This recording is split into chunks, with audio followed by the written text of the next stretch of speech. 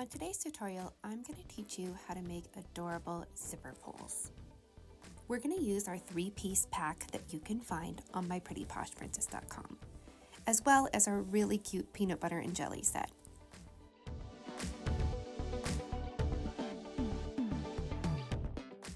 Start by attaching that 12mm split ring to your key clasp and then onto the bead bar.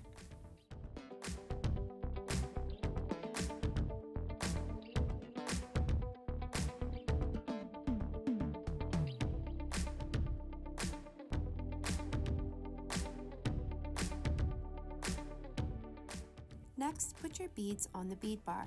I decided to use silicone 9mm, 15mm, and then 12mm rounds, followed by that super cute focal. I also thought it would be neat to alternate colors so that the jelly color matched the peanut butter and the peanut butter color matched the jelly. Wouldn't these make really cute best friend pulls?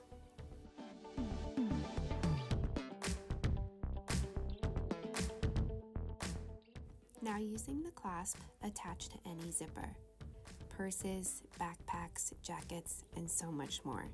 You could even use this as a keychain. Find everything that you need to make this adorable project at myprettyposhprincess.com.